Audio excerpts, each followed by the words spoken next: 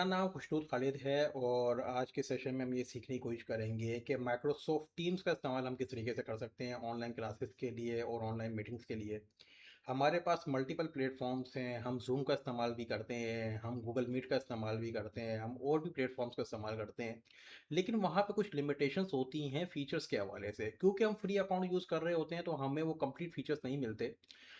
बहरिया university में हमारे पास Microsoft teams का फुल फीचर्स के साथ एक्सेस मौजूद है, जिसके बारे में शायद हमें कंप्लीट नॉलेज नहीं है।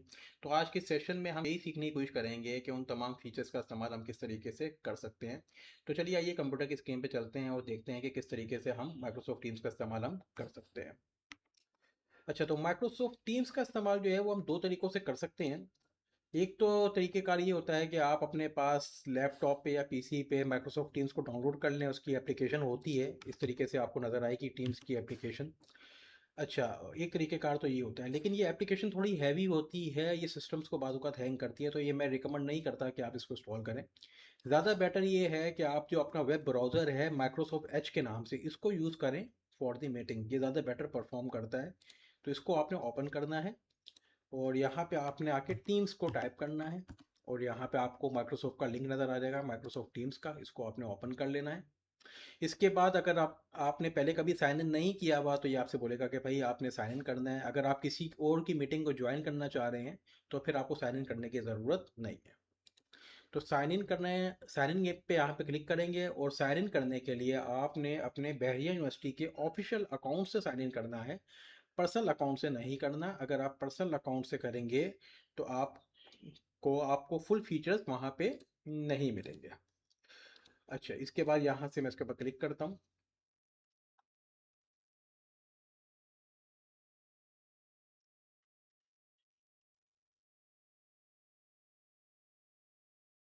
इसके बाद ये आपसे पासवर्ड मांगेगा।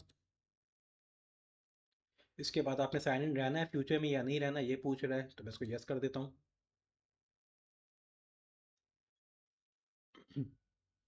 अच्छा, अब जो पेज आ रहा है वो आपको और मेरा डिफरेंट हो सकता है, क्योंकि मैंने यहाँ पे ऑलरेडी एक क्लास क्रिएट की हुई है। बेसिकली जो हमारा माइक्रोसॉफ्ट टीम्स है वो हमें यहाँ पर पूरा एक कंप्लीट एलएमएस प्रोवाइड करता है, जिसके अंदर अंदर आप यहाँ पे देख रहे हैं कि class notebook, class work, assignment, grades, और यहाँ पे आप डिफरेंट चीज़ें आप अपनी डाल सकते हैं। मल्टीपल चैनल्स जो हैं वो आप यहाँ पे बना सकते हैं। यहाँ पे आप क्लास का मटेरियल अपलोड कर सकते हैं और यहाँ पे आप तमाम पोस्ट डाल सकते हैं जो कि स्टूडेंट्स के साथ शेयर होंगी। तो ये कंप्लीट एलएमएस है जिसको आप इस्तेमाल कर सकते हैं। तो हमारे पास ऑलरेडी जो है बैरिया का जो एलएमएस मौजूद है, तो इसको हम डिस्कस करेंगे बाद में कि ये किस तरीके से इस्तेमाल हो सकता है। फिलहाल हम ये देखते हैं कि हम मीटिंग किस तरीके से शेड्यूल कर सकते हैं। अब यहाँ पे आपने कैलेंडर पर आना है और अगर आप इंस्टेंट मीटिंग स्टार्ट करना चाह रहे हैं तो कैलेंडर पे आने के बाद आपने यहाँ से मीट नाउ पे क्लिक कर देना है और यहाँ पे इंस्टेंट मीटिंग स्टार्ट हो जाएगी और उसको आप वहाँ पे आपको लिंक दे देगा जनरेट। अभी मैं आपको आगे चल के मैं करके भी आपको दिखाऊंगा। लेकिन हमारे यहाँ एक पॉलिसी है कि हर मंथ के फर्स्ट वेडनेसडे को ऑनलाइन क्लास होती है और हमारे पास मैसेज आता है कि आप अपना जो लिंक है वो एक दिन पहले ही आप हमें बनाकर दे दें। तो अब यहाँ पर मैं वो लिंक कैसे क्रिएट करूँगा, तो मैं यहाँ से न्यू पर आऊँगा। अब मेरी यहाँ पे भाई इवेंट टाइटल क्या है, तो मैं कहता हूँ भाई मेरी सप्लाई चेन की क्लास है। अब यहाँ पे इत्तेफाक से यहाँ पे कल वेडनेसडे ही है। आज जो तारीख है वो 11 तारीख है, अब कल वेडनेसडे है ना। तो यहाँ से मैंने 12 सेलेक्ट कर लिया कि भाई कल 12 तारीख को क्लास होगी। कितने बजे क्लास होगी जी? क्लास होगी हमारी 2:30 बजे।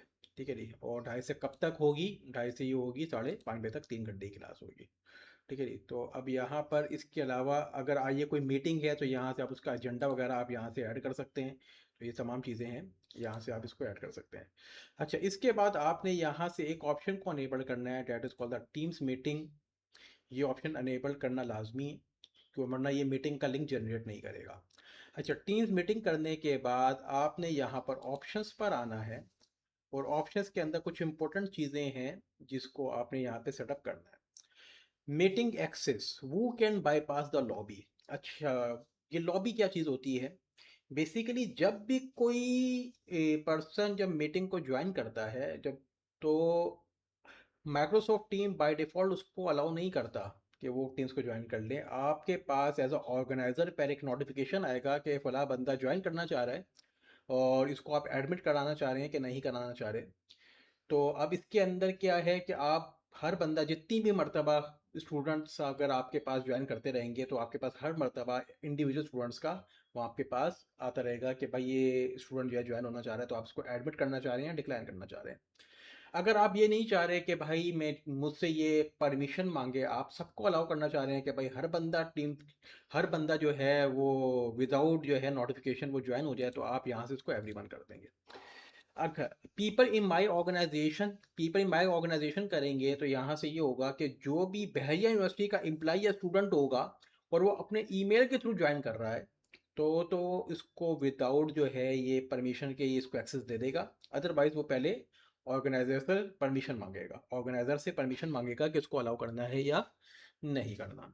तो फिलहाल हम इसको यहाँ पे एवरीवन कर देते हैं, क्योंकि क्लास में कोई बहुत ज़्यादा स्टूडेंट होते हैं तो हर बंदा जो है ना वो अपने अकाउंट से लॉगिन भी नहीं होता। तो मोबाइल फ़ोन से जब स्टूडेंट्स ज्वाइन कर रहे होते हैं तो वहाँ पे स्टूडेंट जो है वो माइक्रोसॉफ्ट के अकाउंट से लॉगिन ही नहीं हुए पे होते, तो लिहाजा मैं इसको यहाँ पे एवरीवन कर देता हूँ। इसके बाद आप इसको यहाँ पे अप्लाई कर देते हैं। अप्लाई करने के बाद आप यहाँ पे क्या करेंगे, इसको सेव कर देंगे। यहाँ पे क्लास का डिस्क्रिप्शन अगर आप कुछ लिखना चाह रहे हैं तो लिख दें, और इसके अलावा अगर आप यहाँ पे कोई मटेरियल पहले से अपलोड करना चाह रहे हैं तो वो भी आप यहाँ से अपलोड कर सकते हैं। ब्रॉस फ्रॉम दिस कंप्यूटर करके कुछ भी फाइल अगर आप यहाँ पे कोई देना चाह रहे हैं, मटेरियल, क्लास मटेरियल, तो वो भी आप यहाँ पे आप अटैच कर सकते हैं। इसके बाद आपने यहाँ से इसको कर देना है सेव। ठीक है जी। अच्छा, अब सेव हो गया। तो अब सेव होने के बाद ये आज 12 तारीख आ गई, और 12 तारीख आ गई। यहाँ से कैलेंडर पे आप 12 तारीख सेलेक्ट किया। अब ये इवेंट जनरेट हो गया। ये यहाँ पे शो कर रहा है कि ये इवेंट है, और इसके ऊपर जैसे ही मैं कर्सर लेकर आ रहा हूँ तो ये मुझे टाइम बता रहा है कि सप्लाई चेन की क्लास कल 2:30 बजे स्टार्ट होगी। ये अच्छा, जैसे ही अब यहाँ पे क्लिक करते हैं ना तो यहाँ पे आपके पास यहाँ पे दे रहा है ज्वाइन, कि आपने करंटली ज्वाइन करना है, या यहाँ से आपने कॉपी मीटिंग लिंक। ठीक है जी। तो यहाँ से आपने कॉपी कर लेना है मीटिंग लिंक, और आपने अपने क्लास के सीआर को मैसेज कर देना है। मैंने यहाँ पे व्हाट्सएप खोला हुआ है तो मैं फ़िलहाल यहाँ पे अपने आप को ही मैसेज कर देता हूँ कि यहाँ पे आपने इस मीटिंग को ज्वाइन कर लें। ठीक है जी। तो ये मीटिंग जो है वहाँ पे आप क्या हो जाएगी, इस तरीके से वहाँ पे लिंक चला जाएगा। ठीक है जी। अब मैं क्या करता हूँ कि यहाँ पे आपको एक मीटिंग जो है वो ज्वाइन करके दिखाता हूँ। तो यहाँ से जैसे इसको ज्वाइन करेंगे हम, तो यहाँ से आपने बोला है कि भाई आपने कैमरा ऑन रखना है या ऑफ रखना है, माइक्रोफोन जो है ना आपने म्यूट रखना है, तो मैं भी फिलहाल इसको म्यूट रखता हूँ। तो यहाँ से इसको ज्वाइन कर लेते हैं। अब यहाँ पे कह रहा है कि waiting for others to join, यहाँ एक मीटिंग एजेंडा आ रहा है, इसको बंद कर देते हैं। यहाँ पे आपको पीपल के अंदर वो तमाम लोग नज़र आएंगे जो कि यहाँ पर आपके जो भी मीटिंग में मौजूद होंगे। ठीक है जी। और मैं यहाँ पे भी एक काम करता हूँ कि अपने दूसरे लैपटॉप से जो है, दूसरे पीसी से मैं यहाँ पे ज्वाइन करता हूँ अपने दूसरे अकाउंट से। तो आपको दिखाना चाहूँगा कि यहाँ पे किस तरीके से पार्टिसिपेंट्स शो होते हैं।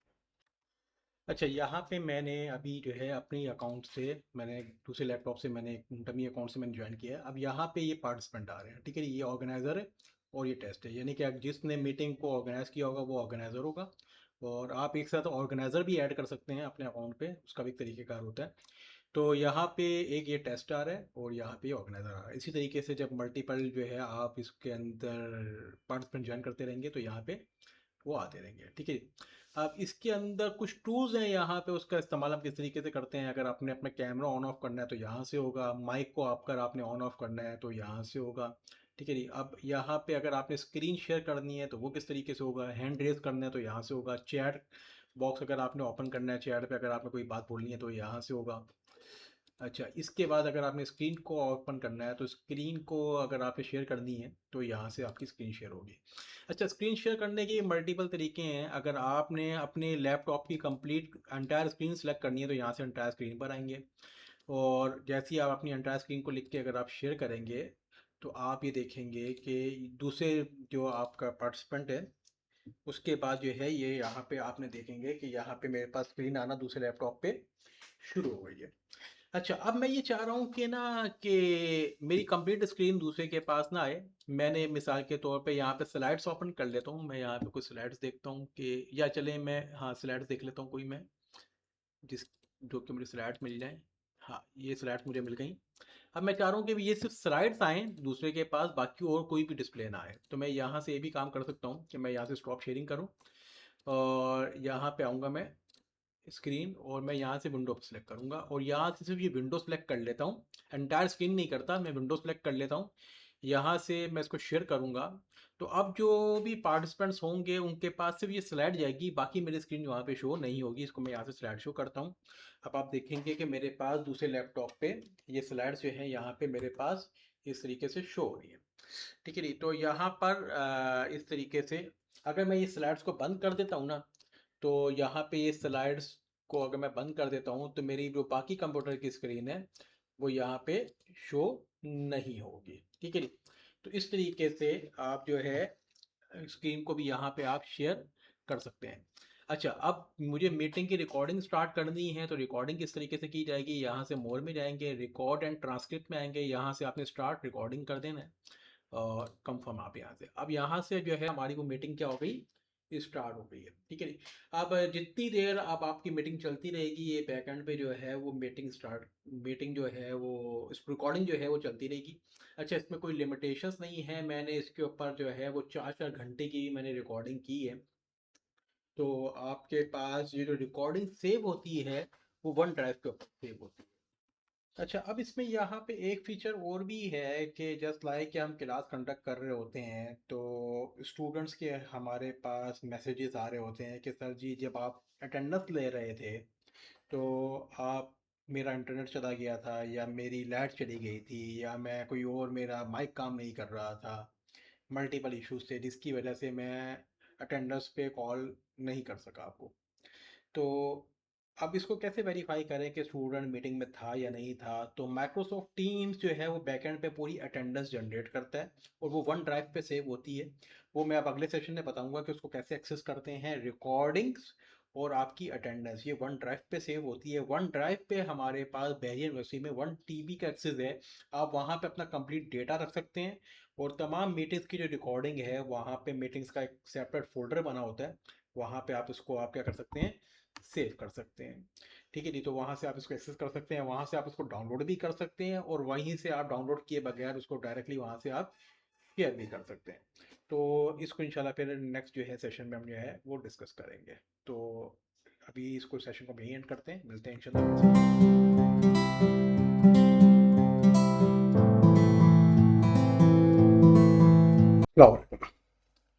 अब इस सेशन के अंदर हम MS टीम्स के कुछ और फीचर्स के ऊपर डिस्कशन करेंगे। लास्ट सेशन के अंदर हमने ये देखा था कि मीटिंग को स्केड्यूल किस तरीके से किया जाता है और क्लाइंट एंड से उसको ज्वाइन कैसे किया जाता है, स्क्रीन कैसे शेयर की जाती है। तो आज के सेशन में हम MS टीम्स के कुछ और फीचर्स के ऊपर डिस्कशन करेंगे। तो चलिए आइए कंप्यूटर की स्क्रीन पे चलते हैं और देखते हैं कि मज़ीद का इसमें फ़ीचर्स अवेलेबल है। अच्छा, मैंने यहाँ पर एक टीम के ऊपर मैंने यहाँ पे ऑलरेडी मैंने ज्वाइन किया हुआ है। अब ये कैसे ज्वाइन करते हैं इसके ऊपर तो हम ऑलरेडी जो है ना वो लास्ट सेशन के ऊपर डिस्कशन कर चुके हैं। अब यहाँ पे मेरे पास 2 पार्टिसिपेंट्स हैं, एक तो मैं खुद हूँ यहाँ पर और एक मैंने अपने ही दूसरे लैपटॉप से जो है ना मैंने ज्वाइन किया हुआ है। अब यहाँ पे जब हम शेयर पे आते हैं तो यहाँ से हम स्क्रीन और टैब शेयर कर सकते हैं, ये हम डिस्कस कर चुके हैं लास्ट सेशन में ऑलरेडी।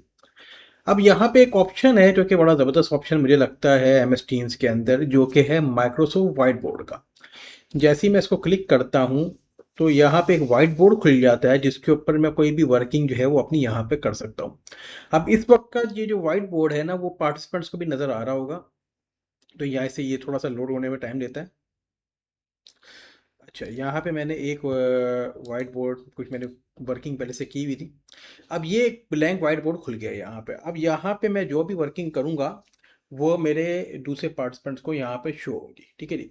अब यहाँ पे मैं यहाँ पे कोई भी डिज़ाइन मैं यहाँ पे राइटिंग कर सकता हूँ। मिसाल के तौर पे मैं कुछ भी यहाँ पे ड्रॉ कर सकता हूँ और इसके बाद हम यहाँ से इसको अंडू भी कर सकते हैं। ठीक है जी। इसके अलावा मैं यहाँ पे कोई टेक्स्ट लिखना चाह रहा हूँ तो वो भी मैं यहाँ पे लिख सकता हूँ, यहाँ पे बेस्ट। ठीक है।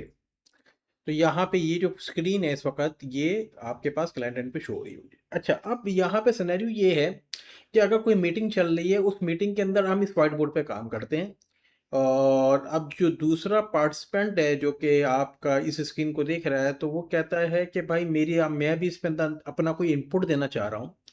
तो हम यहाँ पे जाते हैं सेटिंग के अंदर, और यहाँ पे यहाँ पे इस ऑप्शन को अगर मैं इनेबल कर देता हूँ कि अदर पार्टिसिपेंट टू एडिट, तो जो दूसरा पार्टिसिपेंट होगा जहाँ पे स्क्रीन शो हो रही होगी, तो वो भी इस वाइट बोर्ड पर अपने लैपटॉप से वर्किंग कर पाएगा। जस्ट लाइक कि मैं यहाँ पे ये देखिए, ये यहाँ पे आपको नज़र आ रहा होगा स्क्रीन पे कि ये दूसरा जो पार्टिसिपेंट है, ये उसका कर्सर आ रहा है यहाँ पे।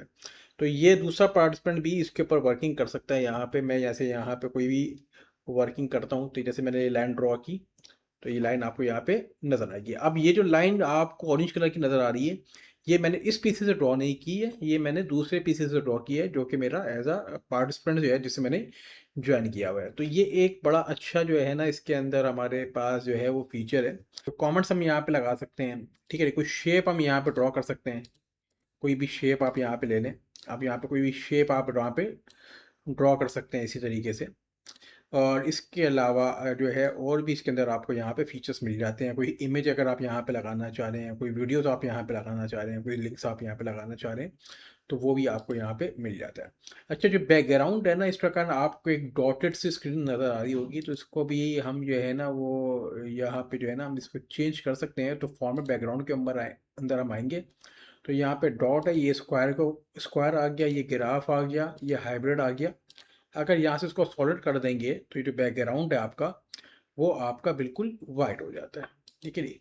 तो इस तरीके से भी हम इसके ऊपर जो है वो वर्किंग कर सकते हैं। तो एक बड़ा एडिशनल फीचर है माइक्रोसॉफ्ट वाइट बोर्ड का। लेकिन इसकी एक लिमिटेशन ये है कि इसके को यूज़ करने के लिए जो क्लाइंट है आपका, यानी कि जो पार्टिसिपेंट है, वो लैपटॉप या पीसी से ज्वाइन हुआ हुआ हो, मोबाइल फ़ोन की ऐप पे जो है ना ये वर्किंग नहीं करता।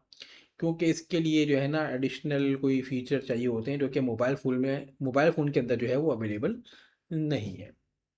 चलिए, तो अब इसके अलावा जो है इसके अंदर हम अब ये चीज़ डिस्कस करेंगे कि यहाँ पर इसको मैं स्टॉप शेयरिंग कर देता हूँ, ठीक है जी। अब यहाँ पे ये है कि अब जो भी हमारे पास मीटिंग होती है, जो भी हम स्केड्यूल करते हैं, उसकी रिकॉर्डिंग कहाँ से एक्सेस होगी, और उसको रिकॉर्डिंग को हम शेयर कैसे करेंगे, और उसकी जो है बाकी या जो उसकी फाइल्स हैं वो हम कैसे उसको एक्सेस कर सकते हैं।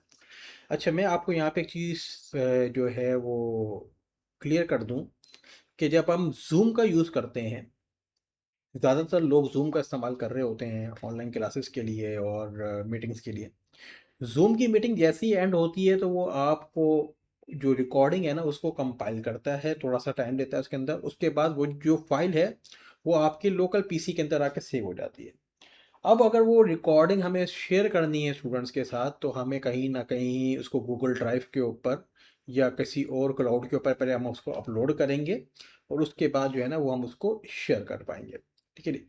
तो अब यहाँ पर एक फीचर है माइक्रोसॉफ्ट वन ड्राइव का, जो कि माइक्रोसॉफ्ट ने हमें प्रोवाइड किया हुआ है, एचईसी ने हमें प्रोवाइड किया हुआ है, हमें फुल एक्सेस के साथ, फुल फीचर्स के साथ हमें प्रोवाइड किया हुआ है।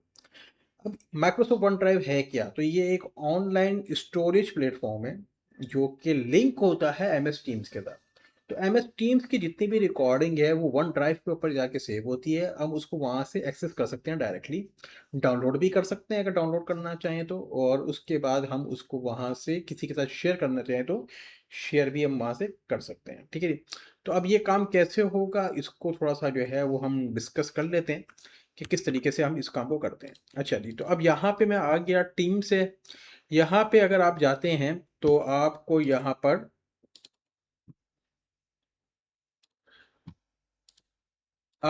पे जो है ना, यहाँ पे डिफरेंट ऐप्स जो है ना माइक्रोसॉफ्ट की मिल जाती है। यहाँ पे आपने वन ड्राइव पे क्लिक करना है। वन ड्राइव पे आप जैसे ही क्लिक करेंगे, तो यहाँ पे ये इस किस्म का इंटरफेस आपका खुल जाएगा। इसके बाद आपने यहाँ से माई फाइल्स के ऊपर क्लिक करना है। माई फाइल्स के बाद आप आ जाएंगे, एक मीटिंग्स का फोल्डर है, ये रिकॉर्डिंग्स का फोल्डर है। ये रिकॉर्डिंग्स का फोल्डर इसमें बना हुआ होता है। अच्छा, ये माइक्रोसॉफ्ट वन ड्राइव है, इसके ऊपर हमारे पास 1 TB की जो है वो स्पेस है। अगर हम बैरिया यूनिवर्सिटी की ईमेल से अगर हम लॉगिन करते हैं वन ड्राइव पे, तो हमें 1 TB की हमें स्पेस यहाँ पे मिल जाती है। तो इसके अंदर यहाँ पे ये जो मेरी एक रिकॉर्डिंग है, जो कि मैंने संडे को मैंने एक ऑनलाइन क्लास दी थी ऑपरेशंस मैनेजमेंट की, तो ये उसकी रिकॉर्डिंग जो है यहाँ पे सेव हुई हुई है। ठीक है जी। अगर मैं इसके ऊपर क्लिक करता हूँ तो आप ये देखेंगे कि ये जो वीडियो है ये यहाँ पे प्ले हो जाएगी। जी, यहाँ से अच्छा, मुझे डेट बता दें, मैं ताकि वहाँ से देखूं। ठीक है जी। अच्छा, अब यहाँ पे ये जो वीडियो है इस तरीके से जो है यहाँ पे प्ले हो रही है। अब मैं ये चाह रहा हूँ कि ये जो वीडियो है ये स्टूडेंट्स के साथ भी शेयर हो जाए। तो मैं यहाँ पे आऊँगा, इन 3 डॉट्स पे मैंने क्लिक करना है और मैंने शेयर पे क्लिक करना है। अब शेयर के अंदर यहाँ पे कॉपी लिंक कर लेंगे तो आपका लिंक कॉपी हो जाएगा। और अगर मैं यहाँ पे सेटिंग पे आता हूँ तो यहाँ पे आपको कुछ ऑप्शन दे रहा है। अब एनी वन का मतलब ये है कि जिसके पास भी ये लिंक जाएगा वो उसको एक्सेस कर पाएगा। People in higher education commission का मतलब ये है कि जो भी लोग हमारे बैरियर यूनिवर्सिटी के लोग हैं वो उसको अपनी ईमेल के थ्रू अगर एक्सेस करेंगे तो उसको कर पाएंगे। ठीक है जी। और अगर only people with existing access, जिसको भी पीपल आप एग्जिस्टिंग एक्सेस जिसको देना चाह रहे हैं वो सिर्फ एक्सेस कर पाएंगे, बाकी कोई भी नहीं कर पाएगा। ठीक है जी। पीपल यू चूज, अगर मैं सिर्फ स्पेसिफिक लोगों को चाह रहा हूँ कि वो इसको कर पाएँ तो वो ही इसको कर पाएंगे। ठीक है जी। कैन व्यू कैन एडिट, कि सिर्फ आप इनको व्यू का एक्सेस देना चाह रहे हैं, एडिट का एक्सेस देना चाह रहे हैं, या सिर्फ आप ये चाह रहे हैं कि वो सिर्फ व्यू कर सके, कान डाउनलोड, व्यू कर पाएंगे लेकिन वो डाउनलोड नहीं कर पाएंगे, तो आप इस ऑप्शन पे क्लिक कर सकते हैं। ठीक है जी। तो इसको मैं कैन एडिट कर देता हूँ। और एक्सपायरेशन डेट भी आप यहाँ से सेट कर सकते हैं कि ये लिंक कितने अरसे बाद एक्सपायर हो जाएगा। ठीक है जी। तो यहाँ पे आप, और इसके बाद पासवर्ड भी आप रख सकते हैं कि आपने यहाँ पे एक्सेस करने के लिए कोई पासवर्ड देना है, तो वो आप पासवर्ड प्रोटेक्टेड भी आप इसको आप यहाँ पे कर सकते हैं। तो ये एडिशनल फीचर हैं जो कि वन ड्राइव के अंदर अवेलेबल हैं। इसके अलावा आप वन ड्राइव के अंदर और भी फीचर्स जो हैं वो आपको मिल जाते हैं। अब मैं यहाँ से उसको अप्लाई कर देता हूँ। अब मैं यहाँ से उसको कॉपी लिंक कर देता हूँ। ठीक है जी। अब ये लिंक कॉपी हो गया है। अब जस्ट लाइक कि मैं आपके को किसी और ब्राउज़र पे इस लिंक को आके पेस्ट करता हूँ, और जैसे ही मैं इसको एंटर करता हूँ तो ये जो वीडियो है ये यहाँ पे एक्सेस हो जाएगी। और ये कहीं पे भी अभी एक्सेसेबल है, कहीं पे भी, क्योंकि मैंने वहाँ पे एनीवन कर दिया था। अब आप यहाँ पे देख रहे हैं कि यहाँ पे कुछ स्क्रिप्ट आ रहा है, यहाँ पे इस जगह पे स्पीकर वन।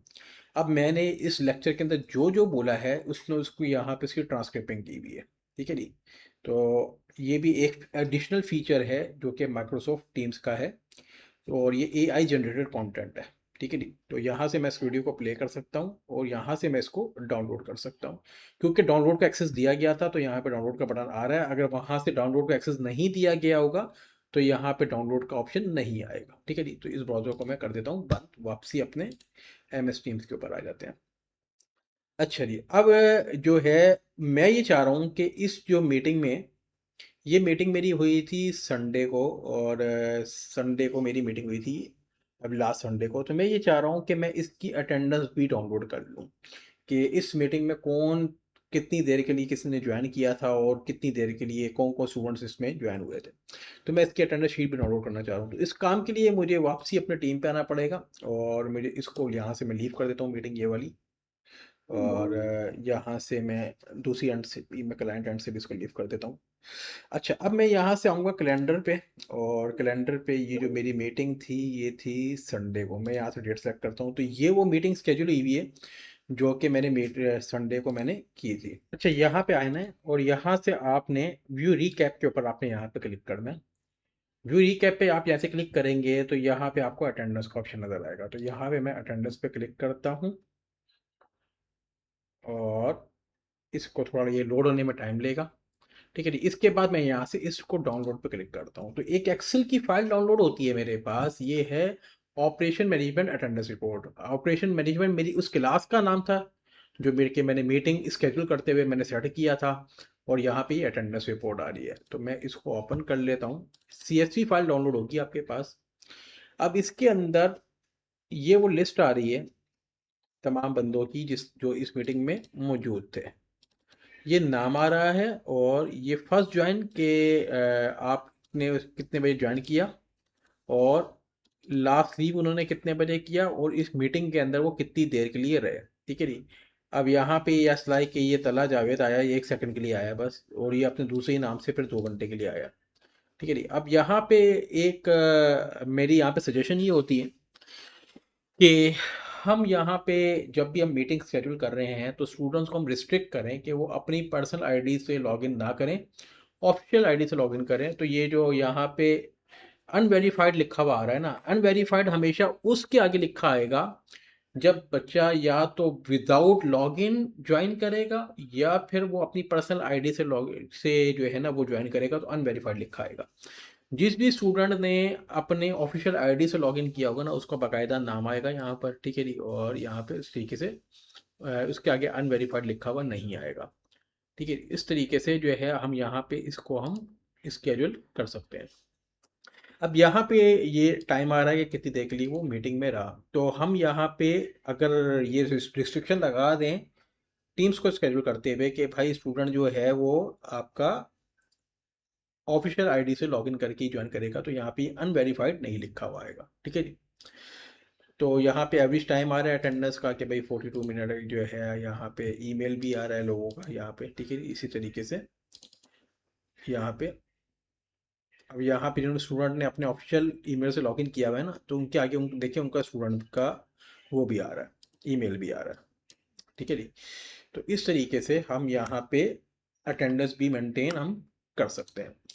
अच्छा, अब यहाँ पे आपने ये देखा कि किस तरीके से हम वाइट बोर्ड का इस्तेमाल कर सकते हैं, किस तरीके से हम रिकॉर्डिंग को एक्सेस कर सकते हैं, किस तरीके से हम रिकॉर्डिंग को शेयर कर सकते हैं, और किस तरीके से हम रिकॉर्डिंग को डाउनलोड कर सकते हैं, और अटेंडेंस को हम किस तरीके से हम एक्सेस कर सकते हैं। तो उम्मीद है आपको इस पर्टिकुलर सेशन से आपको कुछ फ़ायदा हुआ होगा। और अगर जो है इसके अंदर अगर आपका कोई मज़ीद क्यूरी हो तो आप मुझसे कांटेक्ट कर सकते हैं, और इसके ऊपर भी हम मज़ीद जो है ना वो डिस्कशन हम कर सकते हैं। तो इस सेशन को एंड करते हैं। अल्लाह हाफिज़।